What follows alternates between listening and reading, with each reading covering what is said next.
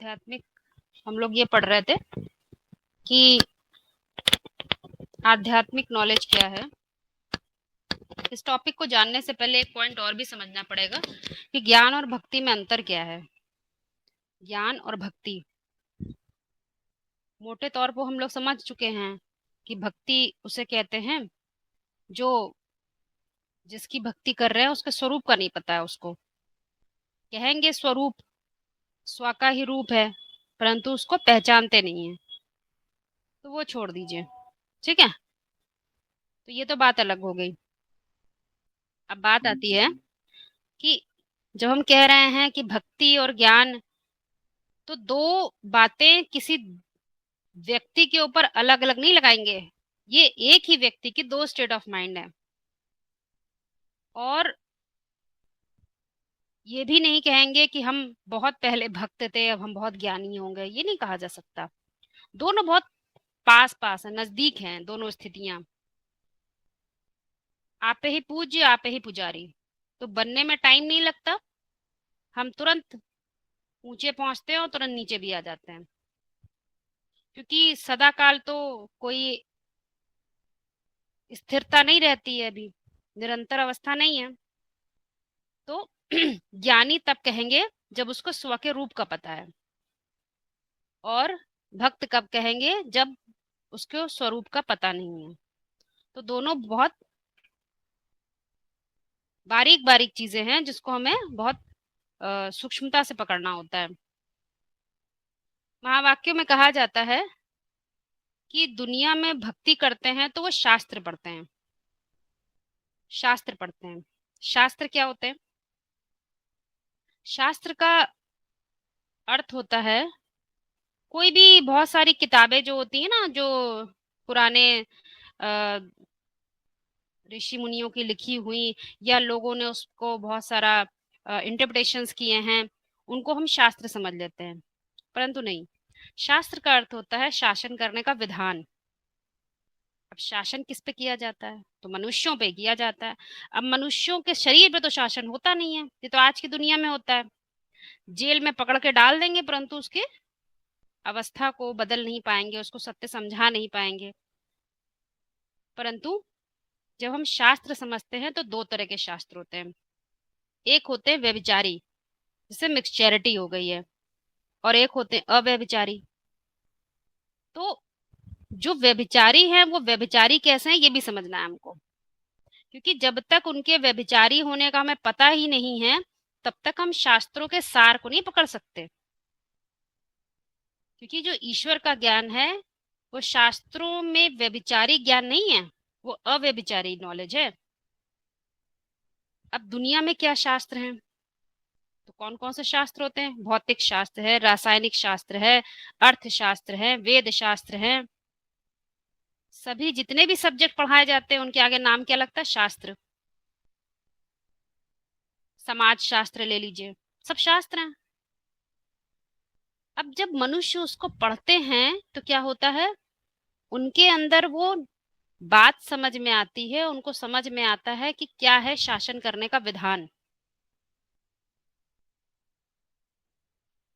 क्या समझ में आता है उनको? शासन करने का विधान समझ में आता है। तो शासन कैसे किया जाता है? शासन तो बुद्धि पे किया जाता है, बुद्धि को कंट्रोल किया जाता है। तो यहाँ पर क्या बात समझनी है कि जब हम मनुष्य नीचे लोअर स्टेट ऑफ माइंड में मनुष्य होता है तो वो ये मिक्सचैरिटी वाले शासन को समझता है। ये व्यभिचारी है, मिक्सचैरिटी है। एक एग्जाम्पल देते हैं आप लोगों को। मान लीजिए अर्थशास्त्र है, इकोनॉमिक्स जिसको हम बोलते हैं। जब शुरू शुरू में इसकी व्यवस्था नहीं थी, ये शासन करने का विधान दुनिया में काम नहीं करता था, तो भी तो लेन देन होता था, तब भी होता था। अर्थव्यवस्था तब भी थी। आज उस शास्त्र का नाम हमने दे दिया अर्थशास्त्र। समाज शास्त्र नहीं बना था तब भी समाज कार्य कर रहा था। समझिएगा इस बात को, बहुत सूक्ष्म बात है। तब भी समाज कार्य करता था। भौतिक शास्त्र नहीं था तब भी गुरुत्वाकर्षण का नियम काम करता था, तब भी फ्रिक्शन का लॉ काम करता था, तब भी ढेर सारे जितने नियम आज हम जानते हैं वो तब भी काम करते थे। लेकिन जब हम उसके मनुष्य उसका निर्माण कर देते हैं तो उसको क्या बोलते हैं? शास्त्र बोलते हैं। अब वो व्यभिचारी और अव्यभिचारी की बात क्या है, इसको पकड़ते हैं। जब महावाक्यों में बोला जाता है जो एक से ज्ञान आता है, एक से, वो क्या होता है? अव्यभिचारी होता है। तो जो पुरुषार्थी है उसको पुरुष अर्थ करना है, प्रकृति अर्थ नहीं करना है, तो उसका कनेक्शन सीधे शाश्वत सत्य से होता है। प्रकृति का कोई भी परिभाषा उसके ऊपर काम नहीं करती। वो पुरुष, जो गिरा हुआ पुरुष है, वो ऊंचा उठता है। तो जो बात वो रियलाइज करता है, वो समझता है, उसमें प्रकृति की परिभाषाएं नहीं मिल रही होती हैं। वो उन सत्यों को जानता है, उन सत्य को समझता है जो इस दुनिया में के पीछे से काम कर रहे हैं। जैसे कोई मूवी होती ना, तो मूवी देखने में तो आती ये हो रहा है, लेकिन वास्तविकता तो पीछे होती ना। आज हम देख रहे हैं सब जगह इंटरनेट काम कर रहा है, लेकिन इंटरनेट तो आज दुनिया में बना लिया, लेकिन उसके बेस में जाए, उसके पीछे जाए और पीछे जाए और पीछे जाए, तो जिसने मूल में शुरू किया था, जिसको हम कहते हैं फादर ऑफ कंप्यूटर, वो क्या था?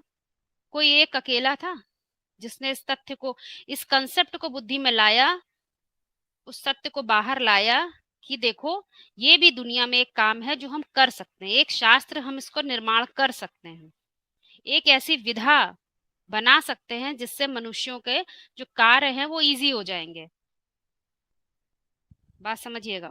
तो उसने ये बात विचार करी, जरूर उसके पीछे उसकी सोच काम कर रही थी, और वो सोच ऐसी तो हो ही नहीं सकती कि कोई सोच ऐसी सोचे जो इस दुनिया से बाहर की हो, जो शाश्वत सत्य से कनेक्टेड ही ना हो। ऐसा कभी नहीं हो सकता, क्योंकि मनुष्य, जो हम सब प्राणी हैं, हमारा अस्तित्व कहाँ है? इस दुनिया के अंदर है, इससे बाहर हमारा कोई अस्तित्व नहीं है। तो जरूर हम इसी की सब चीजों से बने हैं और इसी में खत्म हो जाएंगे। लेकिन एक सत्ता है जो ईश्वरी सत्ता, वो इसके ऊपर भी काम करती है। और जो मनुष्य अपने तार ईश्वरी सत्ता से जोड़ लेता है, जैसे कि वो सत्य को पकड़ लेता है, वो व्यभिचारी सत्य नहीं होता उसमें, बस व्यभिचारी मिक्सचैरिटी वाला सत्य नहीं होता, वो होता अव्यभिचारी सत्य। बात क्लियर हो रही है ना आप लोगों को? अव्यभिचारी, क्योंकि वो बात पुरुष समझता है। पुरुष जब तक प्रकृति से मेल नहीं खाता तब तक उसे मिक्सचैरिटी नहीं होती, क्योंकि प्रकृति से मिलते ही विस्तार होने लग जाता है। इसीलिए बोला है ज्ञान एक से आता है, दो से नहीं आता। एक मतलब पुरुष, दो मतलब पुरुष और प्रकृति दोनों। इस दुनिया में दोनों मिलके काम करते हैं और इस दुनिया से बाहर एक काम करता है। तो वो शास्त्र कौन से होते हैं? तो मुरली में इशारा दिया जाता है, वो है वेद। ऊंचे से ऊंचे होते वेद, और उसका अर्थ बता दिया। वेद माना विद अर्थात जानकारी। कौन सी जानकारी? वो जानकारी तो तुम्हें एक से मिलती है, दो से नहीं मिलती। अर्थात वो सारी ही सत्य जिसमें द्वैतवादी परिभाषाएं नहीं है, वो सब एक है। इसीलिए बोलते हैं मुरलियों में, क्या तुम्हें एक से सुनना है, दो से नहीं सुनना है। तो जो एक से सुनता है वो है पूर्ण ज्ञानी, और जो थोड़ा सा भी मिक्सचैरिटी कर देता है वो कहीं ना कहीं परसेंटेज में क्या हो गया? भक्त।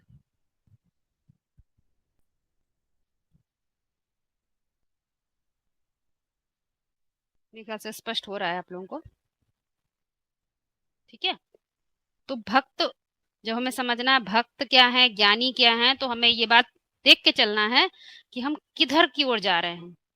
हम भक्त की तरफ जा रहे हैं, भक्ति की फॉलो कर रहे हैं, या हम ज्ञान मार्ग को फॉलो कर रहे हैं। ये बातें हम अपने ऊपर भी लगाते रहे तो हमें हर बात को दिखाई देगा कि हम कौन से शास्त्र के अंदर। शास्त्र मतलब शासन करने का विधान। यदि कोई भौतिक विज्ञान यानी फिजिक्स का टीचर होगा तो उसकी सोच पूर्णतः उसी शास्त्र से मैच करती होगी। उदाहरण देगा तो भी शास्त्र अपने भौतिक शास्त्र के ही देगा, अपनी जिंदगी भी उससे कुछ ना कुछ भौतिक शास्त्र से ही मैच करती होगी, क्योंकि वो शासन करने के विधान के अंदर काम कर रहा है। अब आ जाते हैं, इसी बात को समझते हैं भारत से। भारत में भगवान को समझाने के लिए, आत्मा परमात्मा को समझाने के लिए अनेक शास्त्र बने हैं।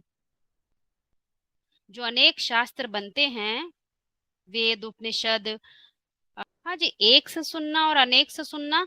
अब हम अनेक यदि बाहर देखेंगे तो बात समझ में नहीं आएगी, एक अगर बाहर देखेंगे तो बात समझ में नहीं। तुम जो पुरुषार्थी हो उसी पर दोनों बात लागू होगी। तुम जब रावण के प्रभाव में है तो अनेक सर, अनेक मतलब क्या, अनेक मतलब अनेक सर, क्योंकि जो बोला जाता है वो सर से ही निकलता है, बुद्धि से ही निकलता है, किसी और अंग से नहीं निकलता। और बुद्धि भी कैसी, बुद्धि में यदि 10 सर काम कर रहे हैं तो तुम 10 से सुन रहे हो। उदाहरण नहीं थे अभी इसका आपको। इसी प्रकार तुम जो ज्ञान सुन रहे हो वो अद्वैत है तो तुम एक से सुन रहे हो। जैसे एग्जाम्पल देते हैं, जैसे महावाक्य में एक बात बोली जाती है, शेर और बकरी एक घाट पानी पिएंगे। जब सतयुग स्थापन हो जाता है तो दोनों एक घाट पानी पीते हैं। कौन? शेर और बकरी एक घाट पानी पीते हैं, ये बात बोली गई। अब जब 10 सर काम कर रहे होते हैं, बुद्धि में मिक्सचैरिटी होती है, तो इसका हम यथार्थ अर्थ नहीं पकड़ते। क्या पकड़ते हैं? शेर कहाँ पकड़े? शेर हमने रुद्रमाला से पकड़ लिया, हम समझते कोई रुद्रमाला माला का व्यक्ति होगा। और हमने विजयमाला की एक व्यक्ति को समझ लिया बकरी। शेर और बकरी एक साथ पानी में। परंतु क्या ये बात तथ्य पूर्वक लगती है? तो इसमें तो 10 सर की मिक्सचैरिटी है। जरूर तुम्हारे अंदर कोई काम क्रोध लोभ मोह अहंकार काम कर रहा है, इसीलिए तुम किसी व्यक्ति के पीछे भाग रहे हो, कोई मान मर्तबे के पीछे भाग रहे हो, अपने से दूर हो रहे। पुरुषार्थ करना है तुम्हें, तुम ढूंढ रहे हो पुरुषार्थ दूसरे में। तो ये बात तो लॉजिकली फिट ही नहीं हो रही है। इसी तरह और उदाहरण देते हैं आपको। महावाक्यों में कहा जाता है शिवलिंग में माया का पुट है। अब ये बात हमने भक्ति मार्ग से उठाई कि ज्ञान मार्ग से उठाई, ये हमें देखना होगा। यदि अभी भी वो पॉइंट हम किसी और पे लगा रहे हैं तो स्पष्ट नहीं हुआ है, वो अभी भी भक्ति है। तो कई सर काम कर रहे हैं ना, उसमें कई अलग अलग मतें हैं ना। जरूर हम वो पुरुषार्थ करने से बच रहे हैं, हमें बड़ा पता है बहुत कठिन पुरुषार्थ, तो हम अपने ऊपर पॉइंट नहीं लगाएंगे, दूसरे पे लगा देंगे। दूसरे को खराब देखेंगे ना, हम देखेंगे हम बहुत अच्छे हैं, दूसरे को खराब देखें तुरंत उस पर लगा देंगे ये माया है, और हम तो बाप के बच्चे हैं, वो माया का बच्चा है, तुरंत लगा देंगे, बात खत्म हो जाएगी। तीर तो एक्यूरेट दूसरे को क्या लगाओगे, पहले पहले वो तुम्हें तो लगे। जब हमने उसके यथार्थ अर्थ नहीं पकड़े तब तक हम सब भक्ति मार्ग में, तब हम द्वैतवाद से सुन रहे हैं। क्योंकि देह जो हमारी बुद्धि है ना, उसमें 10 मतें काम करती हैं। ठीक है, 10 सर काम करते हैं रावण के, वो हस्तक्षेप कर रहे हैं बार बार तुम्हारे में सोच में। तो तुमने 2 से सुना कि 1 से सुना, तो अनेक मतें हो गई ना वहां पर। तो आप तो अद्वैत में को पकड़ ही नहीं पाएंगे, क्योंकि अद्वैत का को पकड़ना अव्यक्त को व्यक्त करने की बात है, व्यक्त और अव्यक्त का मिलन है। ठीक है, तो ये हम समझेंगे बात को, तब हमें क्लैरिटी आएगी कि एक से सुनना और अनेक से सुनना। अनेक और एक कहीं बाहर है ही नहीं, महावाक्य में जोर दे के बात बोली गई, एक मत है राम की और अनेक मतें हैं रावण की। तो भला कहाँ कोई दूसरा व्यक्ति रहा सुनाने वाला? तुम्हें अपने चैतन्यता के स्तर पे उस बात को समझना है।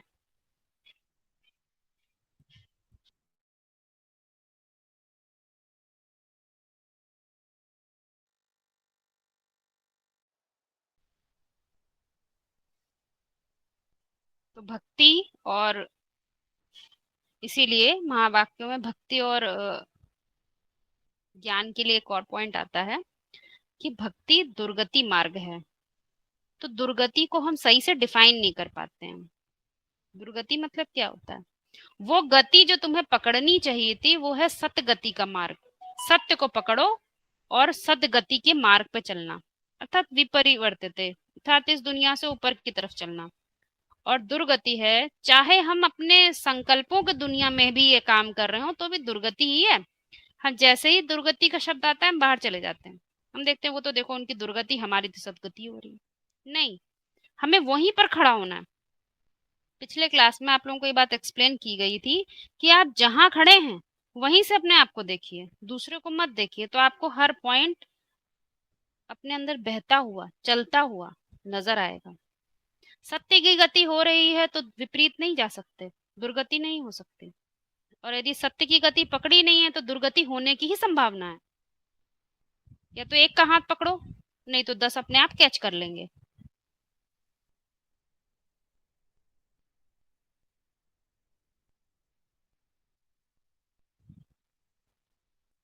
अब राम और रावण में एक प्रश्न आया है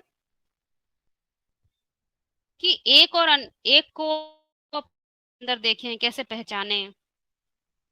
तो क्या करना है, राम को देखना है और रावण को देखना है। आध्यात्मिक परिवार का लक्ष्य ही है कि अपने को शीशे के सामने खड़े होकर रियलाइज कर सकें। जैसे कि महावाक्यों में बोला जाता है, जो ये ज्ञान है परम सत्य है, जब तुम उसको साकार रूप धारण करता है बुद्धि में, तो ये शीशे की तरह काम करता है। और शीशे में कोई और नहीं दिखाई देता, खुद ही दिखाई देता, स्व का रूप दिखाई देता है। तो उसको हम देखते चलेंगे तो बात समझ में आएगी, राम और रावण। तो मुख्य रूप से आप सभी को ये बात ध्यान रखनी है कि ज्ञान मार्ग मेरे लिए क्या है और भक्ति मार्ग क्या है, इसको घड़ी घड़ी जांच जांच लेना है अपने आप को। हर पॉइंट को लगाते चलेंगे तो बात समझ में आती चलेगी, और किसी भी बात को कभी भी किसी और के ऊपर ना लगाएं, सेल्फ रियलाइज करें उस बात को। मेरे अंदर कहाँ रावण बैठा है, मैं कितनी अनेक मतों पे काम करता हूँ। द्वैतवाद द्वापर युग से शुरू होता है, तो हमें द्वापर युग पहले जानना होगा कि द्वापर युग कहाँ है, सतयुग कहाँ है, त्रेता कहाँ है। तो आध्यात्मिक परिवार में जब किसी बात को समझ रहे हैं, इन एडवांस नॉलेज रह रहे हैं, तो हमें सब जगह इन रहना है, इन मतलब अंदर ही रहना है। तो मेरे लिए यानी आत्मा के स्तर पे सतयुग, त्रेता, द्वापर, कलयुग होता है। चार जो अवस्थाएं होती हैं वो किसी और की नहीं और ना ही बाहर हैं। ये कहाँ पर हम देखेंगे, अपनी अवस्था में देखेंगे, समझ रहे हैं, अपने अंदर देखेंगे। क्योंकि जन्म जब हमने जहां लिया है वो तो हमने शरीर से लिया है, लेकिन जब ये कॉन्शियसनेस आ गई कि मैं देह नहीं हूं, तो क्या होता है, एक एक देह की परिभाषाएं काम करनी फिर बंद हो जाती हैं। ये नहीं, ये नहीं, इसे कवर होता है ना, कवर उतरता जाता है। फिर हम वहां पहुंच जाते हैं जो हम मूल में थे। जब हम पैदा हुए थे तो हम ना किसी के बच्चे थे, ना किसी के बाप थे, ना किसी की माँ थे, कुछ कोई रोल की परिभाषा नहीं। इनफैक्ट जब बच्चा पैदा होता है, मेल और फीमेल का भी कोई पता नहीं होता है। हम वहां पहुंच गए। अब अब वहां पर जब हम पहुंच जाते हैं तो उससे पहले तब हमें दिखाई देता है कि हमने बहुत सारे जन्म लिए हैं, लेकिन उनमें से एक जन्म ये भी है मेरा। तो ये मेरा जन्म कहाँ हुआ है, तो ये बात अब दिखाई देती है ना, कहाँ मैं पैदा हुआ हूँ। मैं पैदा हूं मतलब मैं आत्मा इस शरीर से पैदा हुआ हूं यहाँ पर। तो क्यों यहाँ पर पैदा हो गया, तो बुद्धि में काम आता है क्या, कि ये सृष्टि चक्र के समान है, चक्रीय गति है, ये चलता रहता चलता रहता। तो मैं यहाँ क्यों फेंक दिया गया, या मैं क्यों डाला गया। तो बुद्धि काम करती है, तुम अभी कलह क्लेश के युग में हो, अभी तुम सत्य के युग में नहीं हो। तुम्हारा सत्य ही तुम्हारी बुद्धि से उड़ गया है। तो तुम लड़ रहे हो आपस में, तुम्हारे मन और बुद्धि लड़ रही है, कोई सही तरह से जस्टिफाई नहीं कर पाता। बुद्धि यदि किसी बात को निर्णय लेती है तो मन ठुकरा देता है उसको। तो कहीं ना कहीं कलह क्लेश का युग है। तो तुम्हें पूछना होता है अपने आप से, ये कैसे आया। तो बात समझ में आती है, महावाक्यों ने बताया गया क्या, ये द्वैतवाद के कारण हो रहा है। तो अब सोचना पड़ता है ये द्वैतवाद कहाँ से आया। अगर द्वैतवाद है तो कोई जरूर अद्वैतवाद भी होगा। तो कंसेप्ट पकड़ में आया क्या, पुरुष और प्रकृति का। अब हम बाहर हैं, अब हम शरीर की कोई परिभाषाओं पे काम नहीं कर रहे हैं, ये ध्यान रखिएगा। अब हम मूलतः वहां पहुंच गए हैं जब हम आत्मा है, कोई डेफिनेशन नहीं काम कर रही है। तो हम क्या समझ लेते हैं कि जब मेरे ऊपर कोई देह की परिभाषा, तब मेरी सोच वहां से शुरू होती है। अब वहां से हम जस्टिफाई सोचना शुरू करते हैं, मेरे लिए क्या द्वैत है। तब हम देखते हैं, अरे सत्य तो ये है, असत्य ये है, विनाशी ये है, अविनाशी ये है, मैंने सबको जोड़ दिया है। पुरुष अलग है, प्रकृति अलग होती, मैं तो सबको जोड़ के बैठा हूँ, मुझे तो पता ही नहीं मैं कहाँ जी रहा हूँ। तो ऐसी अवस्था में कलह क्लेश पैदा होता है। वहां से रिकॉग्नाइज करते हैं जब हम, तो सीधा कलयुग से कहाँ पहुंचते हैं, सतयुग। कलयुग से कहाँ पहुंच जाते हैं, सतयुग पहुंचे ना। तो वो कैसे पहुंचे, जब हमने कलह क्लेश कारण के कारण को पता कर लिया। विनाशी अविनाशी में डिफरेंस करना आ गया, सत्य असत्य में डिफरेंस करना आ गया, और डिफरेंस को हमने रिकॉग्नाइज कर लिया, पहचान लिया, अप्लाई करने लग गए। जैसे जैसे अप्लाई करते हैं वैसे क्या होता है, क्या होता है, रियलाइजेशन होता है। जैसे जैसे रियलाइजेशन होने लगता है वैसे हम द्वैत से अद्वैत की तरफ बढ़ने लगते हैं। तब तक हम द्वैत में हैं जब तक हम अपने को कुछ समझे बैठे हैं, मैं कुछ हूं। जब तक तुम अपने वापस अपने पोजीशन पे आ जाते हो, मैं ये सब नहीं हूं तो मैं क्या हूं, मुझे ये पता करना है। तो तुम खोजते हो मेरा अपना बाप कौन है, मेरे अपने होने का कारण कौन है। तो महावाक्य में बताया तुम्हारे होने का कारण, आत्माओं के होने का कारण वो सुप्रीम सोल शिव है। तुम पैदा ही हुए हो इस दुनिया में कुछ करने के लिए। वो क्या करना है ये तुम्हें पहचानना है। तुम बीज तो हो, परंतु किस चीज के बीज हो तुम्हें अपने गुणों से पहचानना है। तुम अपनी प्रतिभा को पहचानो, तुम पहचानो कि तुम कौन हो। तुम्हारा अस्तित्व तो यही दाल रोटी चावल के नहीं है ना। आज भारतवासी लिए दुखी हो रहे हैं क्योंकि भा माना ज्ञान की रोशनी, वो शाश्वत सत्य के प्रकाश को भूल गए हैं। दूसरों के आगे हाथ झुकाना पड़ रहा है, अपने अंदर की मैकेनिज्म को भूल गए, दूसरे का मैकेनिज्म ले रहे हैं। उनको बाय करना पड़ रहा है, खरीदना पड़ रहा है, उसके आगे झुकना पड़ रहा है। एक टेक्नोलॉजी तो इस दुनिया में भी काम करती, परंतु वो टेक्नोलॉजी क्या जिसके कारण तुम्हारा ये अस्तित्व आया है, वो भी तो एक टेक्नोलॉजी है। तो उसको पहचानो ना। वो ईश्वरी सत्ता से तुम्हारा कनेक्शन है, उसको पकड़ते हो तुम अद्वैत में जीते हो। ये है द्वैत और अद्वैत। कॉन्शियसनेस लेवल पे सब दिखाई देगा, बस कपड़े उतारने हैं। जो देवभान रूपी कपड़े हैं ना, चढ़े बैठे हैं वस्त्र। तीन चरित्र है, शंकर, विष्णु और ब्रह्मा। काम और किसी से नहीं होता, काम होता है तो शंकर से ही होता है। वो एक पैर पे खड़े होकर नाचता है, इसीलिए उसको बोल दिया नटराज। नट मतलब जो हीरो पार्ट बजाने वाला है, उसका राज सब जानता है, वो है नटराज। दुनिया उसको नहीं नचाती है, वो दुनिया को नचाता है। तो बहुत फर्क हो जाता है। सारी ड्रामा की जो रील है ना, वो हीरो पार्टधारी के आसपास घूमती है। जब हीरो पार्टधारी को ये रियलाइज हो जाता है, तब समझो वो राज जानने लग जाता है। वो दुनिया को एक नाटकशाला देखने लग जाता है। ये है उसकी विजुअलाइजेशन का केंद्र, ये है अद्वैतवाद। और जब तक ये देख नहीं पा रहा है तो है भक्ति मार्ग अर्थात द्वैतवाद।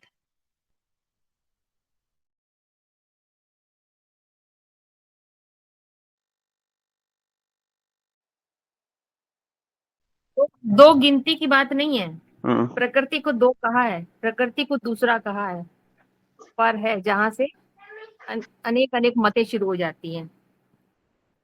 प्रकृति की बात है, दो माने प्रकृति, नंबर दो कहते हैं ना, नंबर दो है प्रकृति। एक नंबर है, अव्वल नंबर है पुरुष, जिसको अलफ कहा है, वन नंबर पहला अक्षर। और दो माने प्रकृति, जहां से द्वैतवाद शुरू होता है। अनेक अनेक संख्या शुरू हो जाती है, गिनती, विभिन्नता, मतभेद शुरू होते हैं। प्रकृति की परिभाषा में मतभेद होते हैं, सत्य तो एक होता है। केंद्र, सत्य माने केंद्र, केंद्र पे क्या है, एक है, वहां कुछ अनेक हो ही नहीं सकता है। एक बिंदु, एक पॉइंट है, जितना सूक्ष्म उतना ही एक, एक व्यापी एक हो गया।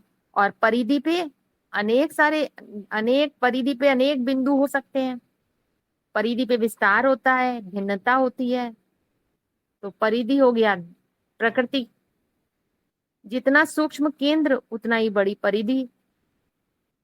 तो ये एक और दो गिनती की बात नहीं है, पुरुष और प्रकृति की बात है।